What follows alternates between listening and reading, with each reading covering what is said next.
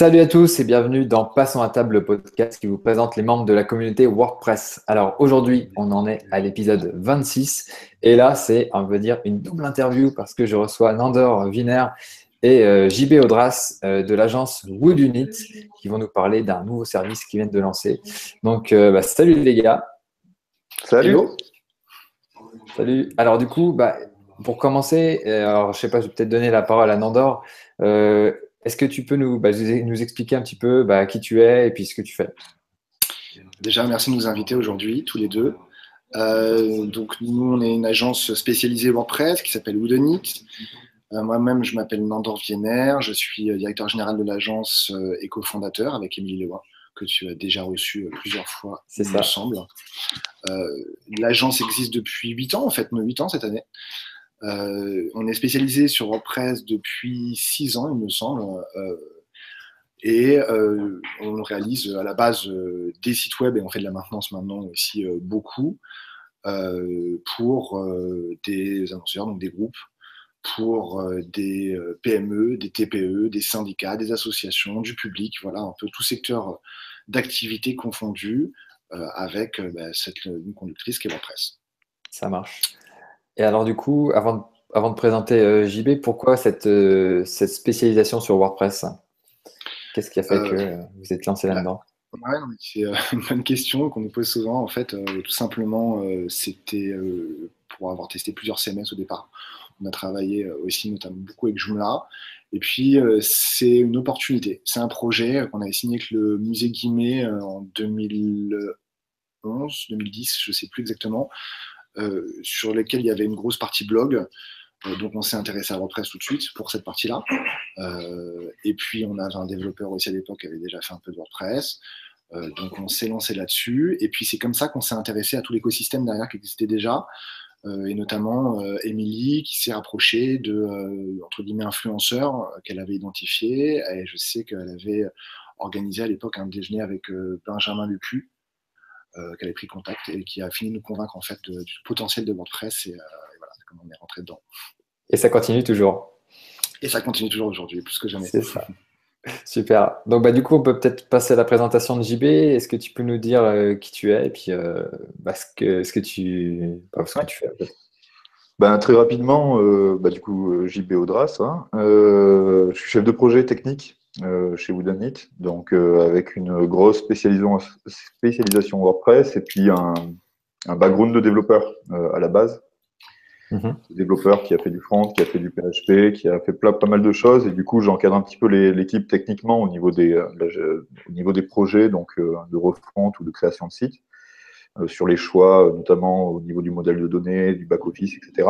Et puis je m'occupe de la maintenance des sites, du parc de sites de l'agence, qui est assez important et puis qui grossit de plus en plus, notamment avec la nouvelle offre qu'on va présenter tout à l'heure. Ouais. Et puis pour la petite histoire, moi j'avais mon agence avant sur Valence, enfin en Rhône-Alpes. J'étais co-gérant et du coup je l'ai laissé tomber pour rejoindre Woodunit avec joie. Depuis un an. Ça marche. En fait, c'est un an Depuis aussi. un an maintenant. Ok. Et du coup, JB, ça fait longtemps que tu utilises WordPress? Ouais, 10 ans à peu près. 10 ans, ouais. Ouais, 10 ans, ouais, depuis la version 2.1, pour être exact. Ouais, là, on en est à la 4.8, là, ça commence à faire. Ça commence à faire, ouais, je suis un vieux routard de WordPress, je le maîtrise très bien en tant que développeur et en tant qu'administrateur, aussi en tant que formateur des sites, pour les sites des clients, et puis aussi un petit peu, il y a quelques années, dans l'enseignement privé ou public. Et aujourd'hui, ça me conduit du coup avoir une expertise assez importante au niveau de la maintenance, puisque du coup, je connais très bien l'environnement et l'écosystème. Voilà. Entre autres choses, sinon, je crée pas mal de plugins, donc ils sont tous sur le repo en gratuit actuellement. Et puis, je participe à la traduction du core et des plugins et des extensions, enfin des thèmes WordPress. Ok, ça marche, super. Et j'ai oublié, j'organise le meet-up WordPress Valence du coup. Ah oui, Également. super, oui, tu fais bien d'en parler parce que je sais dans la communauté, il y a quand même beaucoup de timides et des fois, il y en a, ils ont peur d'aller aux événements, mais là, faut vraiment y aller, quoi. Personne ne va vous manger. Donc voilà, si vous êtes sur Valence, allez au Meetup Valence, c'est ça. Super, Exactement. ça marche. Ok, et bien alors du coup, on va parler un petit peu plus de... Donc là, on a parlé de création de sites, ça fait un petit bout de temps que vous créez des sites avec Woodunit, mais du coup, vous avez décidé de vous diversifier, donc ça date de cette année, cette diversification, Nandor, c'est ça? Alors, sur la maintenance, ça fait des années qu'on fait de la maintenance de site. Ouais.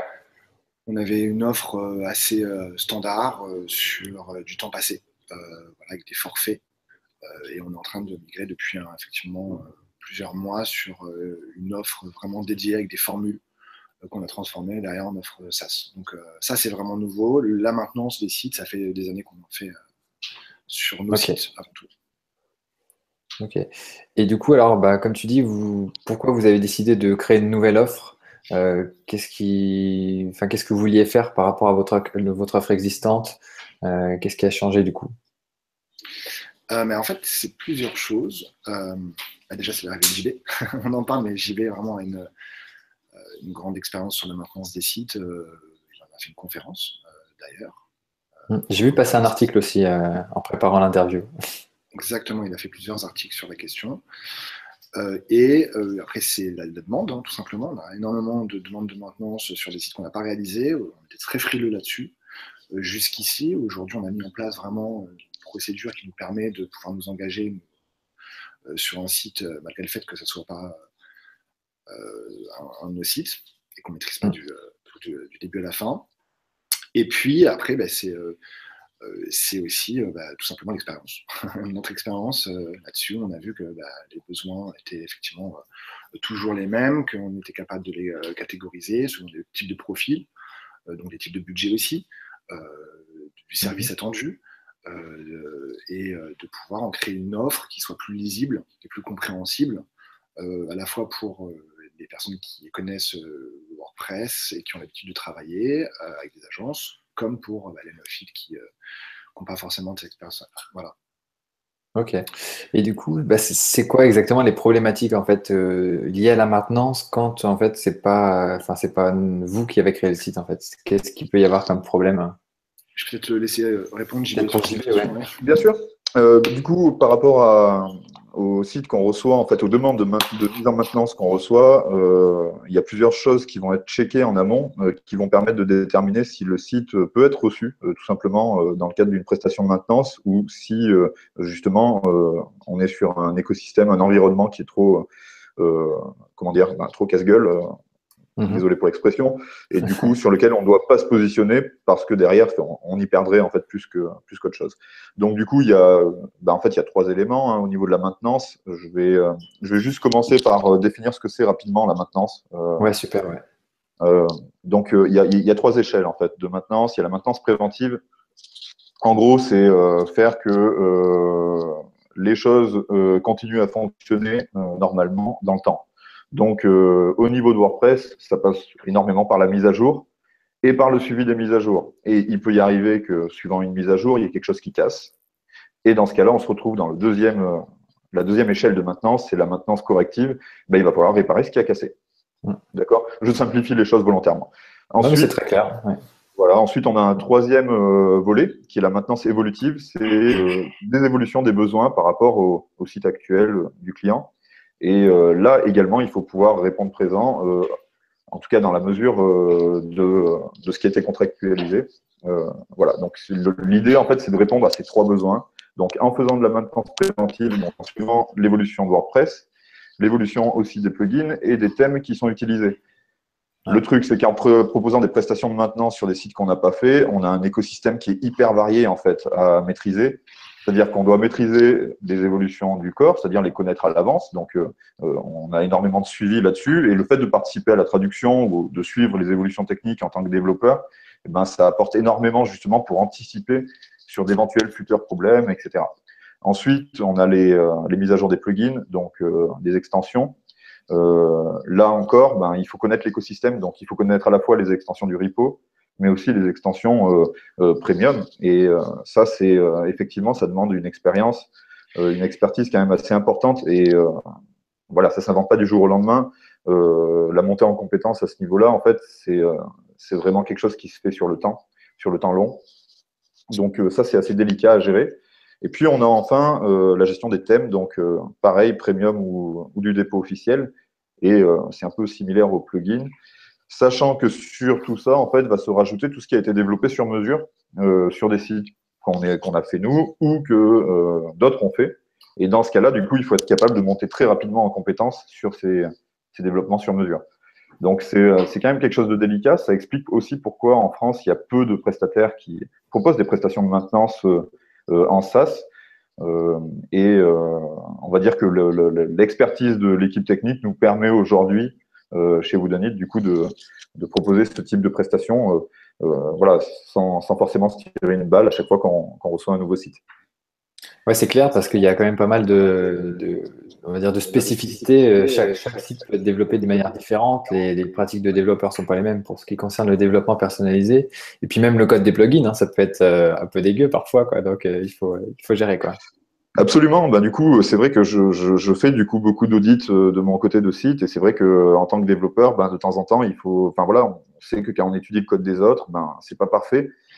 Le truc, c'est qu'avec l'expérience, on sait aussi que son code à soi, il n'est pas forcément parfait non plus. Donc, on enlève les jugements de valeur, si tu veux, pour se concentrer sur qu'est-ce qu'on fait, comment on fait maintenant pour assurer la pérennité de ce développement. Donc, voilà, l'idée n'est pas de juger de ce qui a été fait, mais plutôt de réfléchir sur comment accompagner ce site pour le rendre pérenne et surtout viable, parce que la maintenance préventive, donc les mises à jour, il y a aussi des notions de sécurité derrière, de performance. Enfin, il y a plein d'éléments à prendre en compte qui sont très importants et qui sont essentiels pour la vie du site, en fait, hein, dans le long terme. Ok. Alors du coup, cette offre de maintenance, elle comprend donc une gestion des mises à jour, mais il y a aussi d'autres choses, c'est ça? Ouais, il y a une gestion des mises à jour, donc on met en place une stratégie de backup qui souvent est prise en charge par les hébergeurs, mais sans connaître forcément l'écosystème WordPress. Donc ça peut poser problème. Donc lors de la remise en place d'un backup, nous de notre côté, du coup, on réfléchit vraiment WordPress en fait au niveau des backups. Donc il y a la gestion des backups, il y a la gestion des mises à jour, il y a la gestion des mises à jour. Je parlais des mises à jour des corps, donc du noyau WordPress. Il y a aussi celle des plugins évidemment, des thèmes évidemment, mais aussi toutes les mises à jour de l'environnement technique, hein, serveur par exemple, les versions de PHP, les versions d'Apache, versions de MySQL, ce genre de choses. Et puis on a aussi la gestion des mises à jour de traduction, Oui, qu'on c'est oublie très un petit important. peu, mais c'est assez important également. Enfin, du coup, ensuite, on va basculer sur d'autres choses qui sont un petit peu des plus, c'est-à-dire qu'on va auditer mensuellement les performances du site Internet, sa sécurité, et définir des rapports, et du coup, faire évoluer le site pour qu'il puisse être performant de ce côté-là dans la durée. Donc, sécurité, performance, mais aussi uptime, donc disponibilité du site. Voilà. Okay. Le but étant de donner aussi une grande visibilité à nos clients, c'est-à-dire leur envoyer un rapport chaque mois détaillé avec les interventions, ce qui a été fait sur le site, la disponibilité, etc. Donc, et puis, pour certains clients qui le demandent, d'avoir vraiment un suivi avec un chef de projet dédié, donc d'avoir une visibilité sur les tickets qui vont rentrer et les échéances sur ces tickets. Voilà, c'est vraiment l'objectif de cette offre aussi. Ok. Et du coup, alors j'imagine que vous répondez aussi aux questions des clients. Comment est-ce que ça se passe? Est-ce qu'il y a enfin, c'est compris dans le forfait ou après, quel type de questions, on va dire, sont comprises? Est-ce qu'il y a des demandes que vous pouvez pas honorer ou enfin, comment vous faites le truc?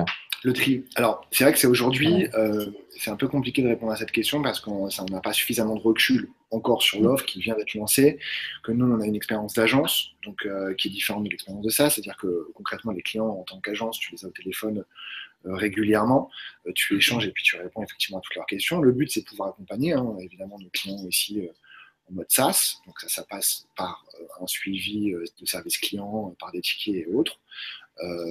Maintenant, il faut voir jusqu'où on va là-dessus, le temps que ça prend, avoir vraiment un retour.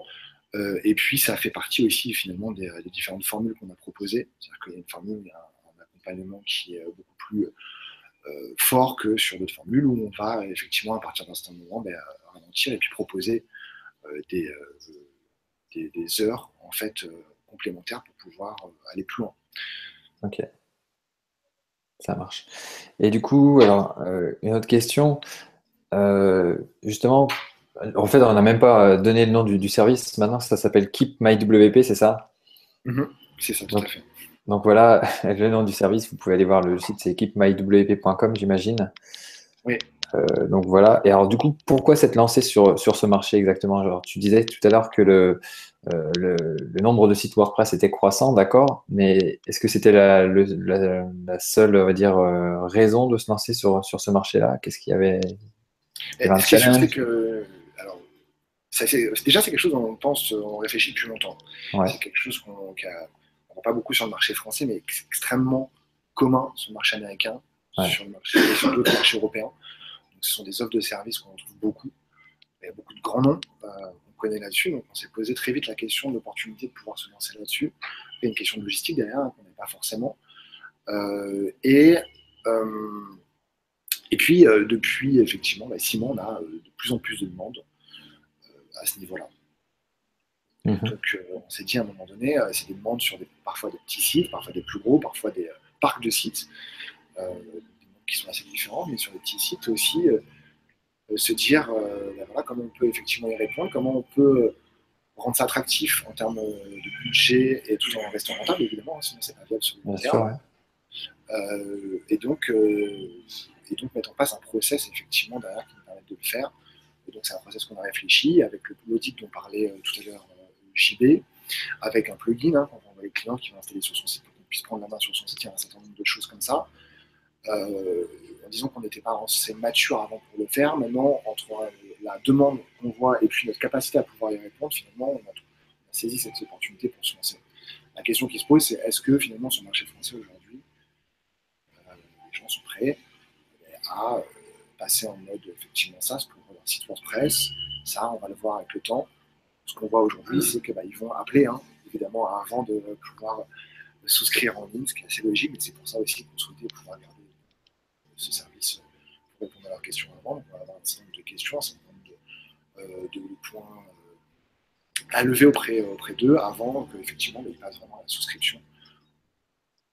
Pour compléter du coup sur le point, je pense qu'il y a aussi un point qui est assez important, c'est que l'écosystème WordPress représente en France une activité très importante. Il y a énormément de demandes, ça c'est sûr, mais il y a aussi énormément de prestataires.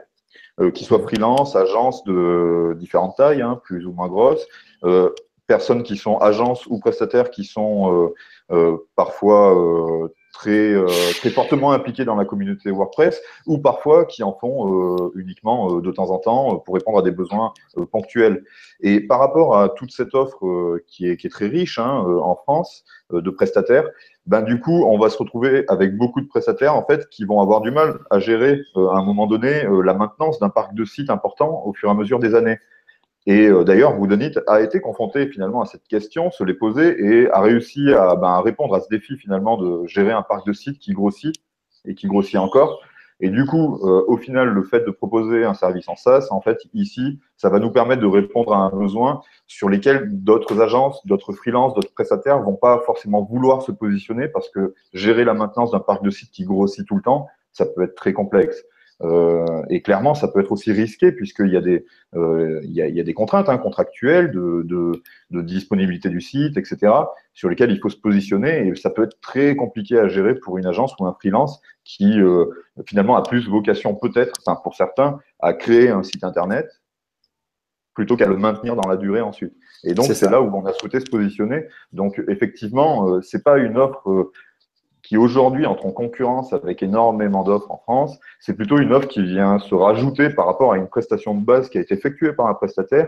Et ensuite, ça peut être pour plein de raisons, mais ça peut être tout simplement pour une raison de positionnement. On peut avoir plein de personnes qui soient freelance ou agences qui ne souhaitent pas faire de la maintenance par la suite, et c'est très compréhensible parce que c'est une activité particulière, c'est une activité risquée, et c'est une activité qui nécessite vraiment d'être prise en tant que telle, d'être formulée en tant que telle par le prestataire, ce qui n'est pas toujours le cas. Donc nous, on a clairement un enjeu commercial important, économique important à se positionner sur ce type de marché. Voilà. Mm. Mais c'est clair parce que c'est vrai, même moi, avant quand j'étais freelance, au départ, bah, je faisais que les sites et enfin, voilà, clairement, je voulais pas m'embêter à faire de la maintenance parce qu'après, voilà, ça t'engage sur des années. Et donc, c'est vrai que s'il y a d'autres freelances qui sont dans ma situation ou même des agences qui, on va dire, prennent plus plaisir à créer le site et après, voilà, là au moins, enfin, j'ai envie de dire qu'il y a, on va dire, une offre, un service qu'on peut recommander pour ne pas laisser le client tout seul, quoi, à gérer ça tout seul, quoi.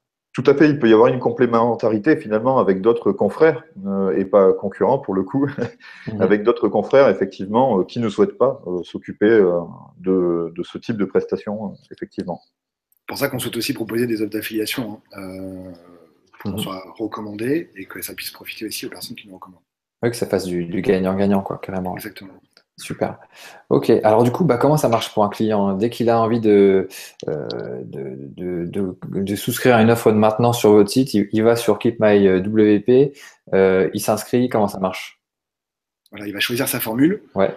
il va payer en ligne, il va recevoir un mail de bienvenue avec un lien pour télécharger le plugin et Mhm. un petit guide d'utilisation aussi, pour qu'il puisse télécharger le plugin, qu'on puisse prendre la main sur le site, qu'on Ok. puisse à ce moment-là faire notre audit, en fait, hein, partager nos conclusions avec lui. Donc c'est un produit, quoi, c'est un service qui est satisfait ou remboursé pendant 30 jours. Hein. Donc le client va pouvoir aussi tester si à un moment donné il n'est pas satisfait, demander remboursement. Donc ça, on s'engage à ça. C'était important aussi de pouvoir le proposer.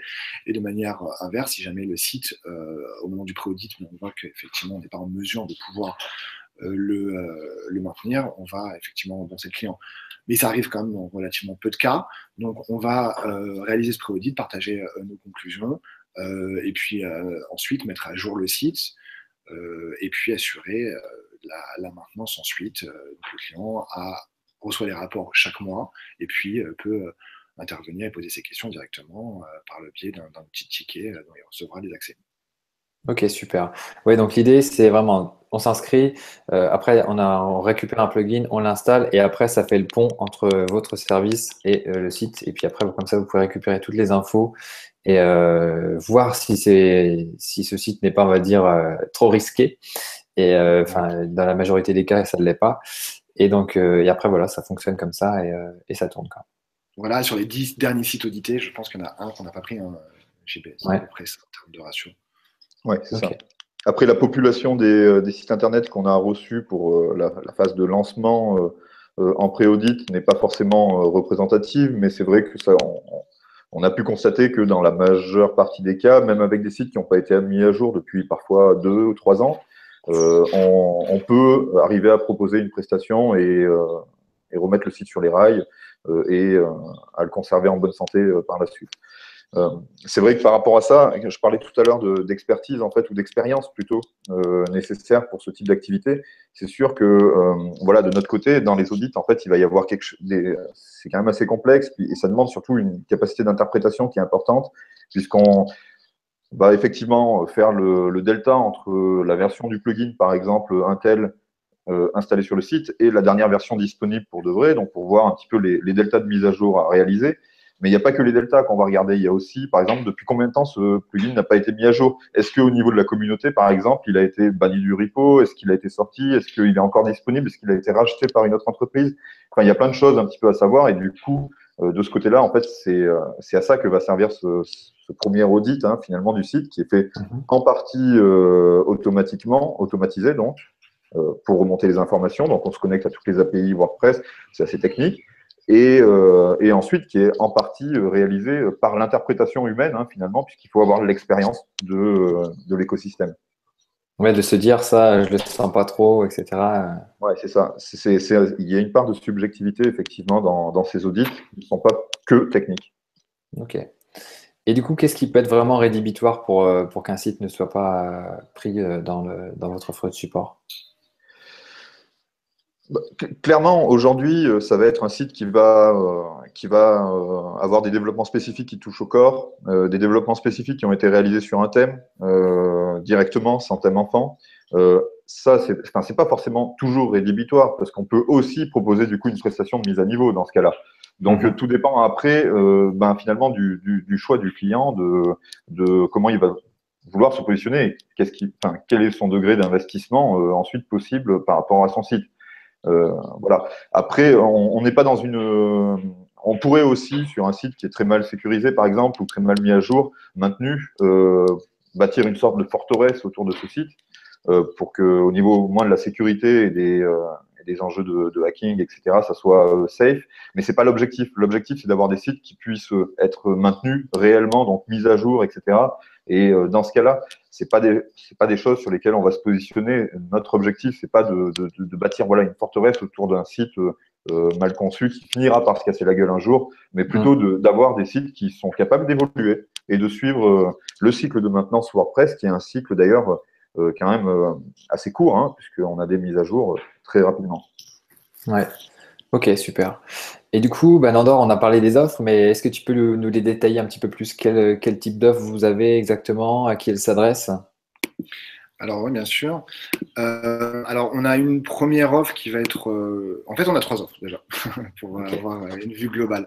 On va avoir une offre, entre guillemets, qu'on a appelée petite entreprise, qui s'adresse finalement aux TPE, aux très petites entreprises, qui va couvrir tous les besoins de mise à jour, tout ce qui est sauvegarde quotidienne, et qui va assurer un monitoring derrière. Donc on va vraiment scanner le site pour chaque mois faire relever des éventuelles failles de sécurité, des éventuelles optimisations de performance possibles, avec l'envoi d'un rapport mensuel qui reprend chacune des interventions, et puis le support dédié qui sera toujours présent donc, à travers les tickets. Okay. Donc ça, c'est la première offre, qui est une offre à 79 € par mois sur un engagement annuel. C'est-à-dire qu'on peut aussi s'engager mensuellement avec un tarif qui sera 20% plus cher. Okay. Ensuite, on va avoir une offre qui va être une offre professionnelle pour les plus grosses entreprises, avec tout ce qu'on a vu jusqu'ici, mais en plus, on va avoir l'optimisation de la sécurité. Donc ça va être pas qu'un simple monitoring, mais c'est que derrière, on va aussi optimiser au fur et à mesure la sécurité du site, les performances, on va suivre le positionnement SEO aussi à partir d'une liste de mots que nous fournira le client. On va installer tout un environnement de développement qu'on n'aura pas forcément sur la première offre, donc avec un environnement de production, du versionning. Et puis, on va avoir un support qui va être prioritaire pour ces clients-là, donc leurs tickets vont passer en amont, et leur proposer aussi 1 heure de développement par mois, qui sera comprise dans le forfait. Voilà, et puis enfin la dernière offre, qui est une offre entre guillemets sur devis, qui est vraiment une offre VIP, sur lequel on va avoir en général des besoins d'évolution qui seront importants, qui seront mensuels.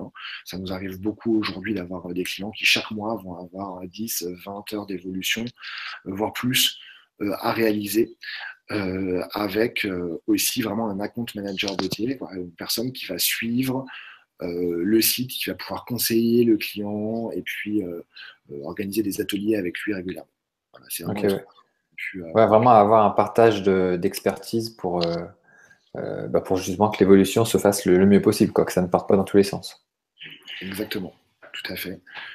Sachant que de toute façon, on a un suivi de site aussi, évidemment, sur les autres, mais là, c'est vraiment une personne dédiée. Ça sera toujours le même interlocuteur qui va suivre, qui va pouvoir vraiment conseiller le client au plus près de ses besoins et de ses préoccupations. Ok, super, ça marche.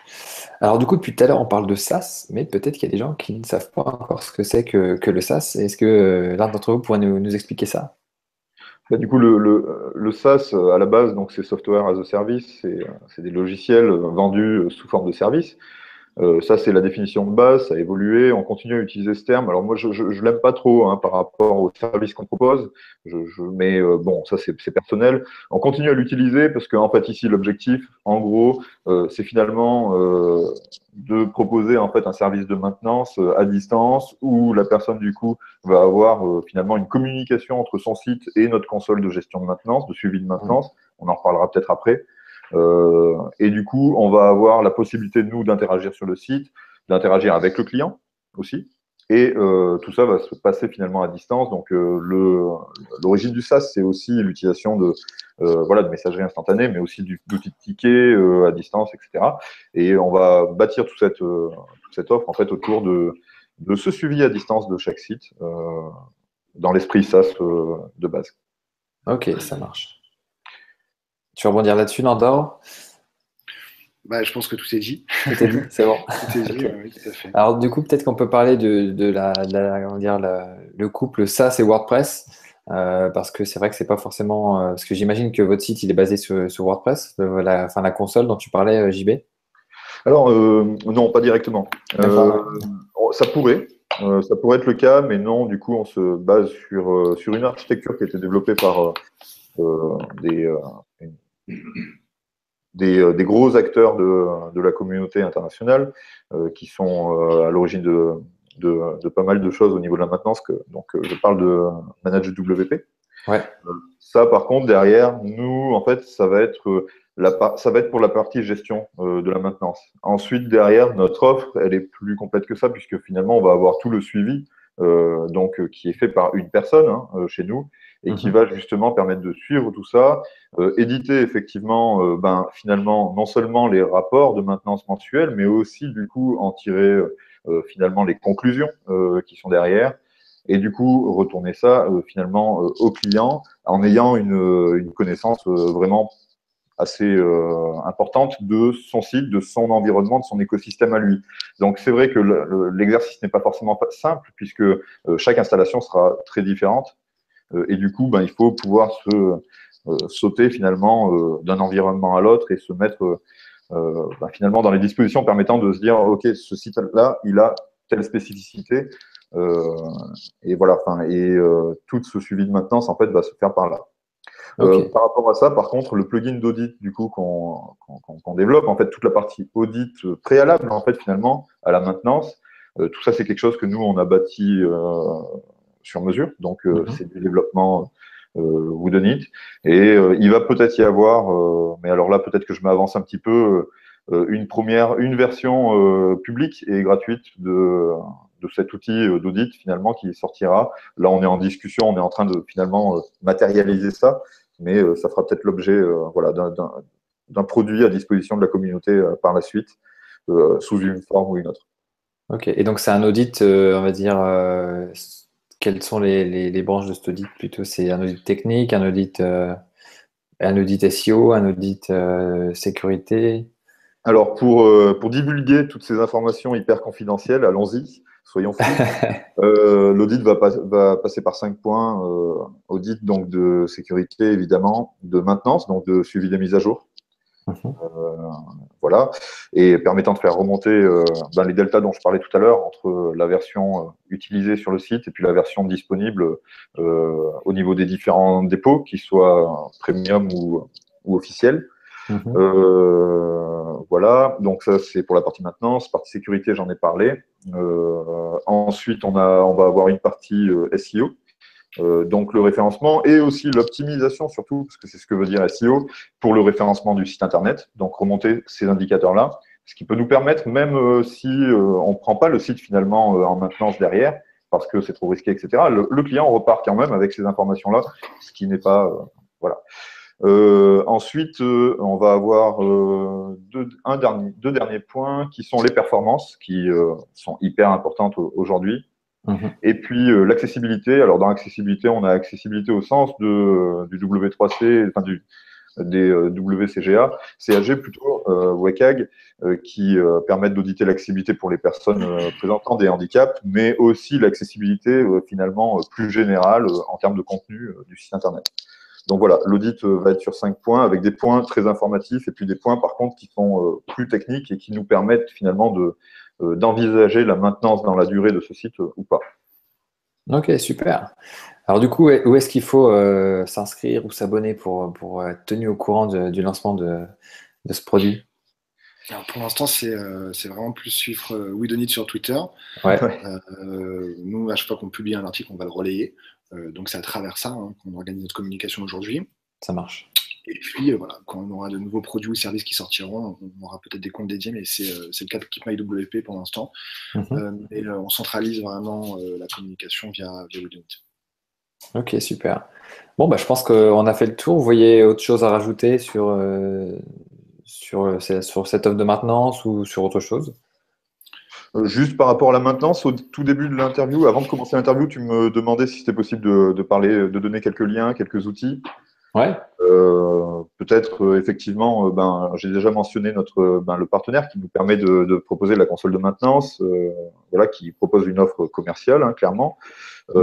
Derrière, on a l'équivalent que j'avais présenté au WordCamp Paris 2016, donc, qui est MainWP, et qui est pas mal utilisé. Là, du coup, ça fonctionne sur une architecture WordPress complète, et la plupart des éléments sont gratuits, donc sont utilisables pour maintenir un site internet.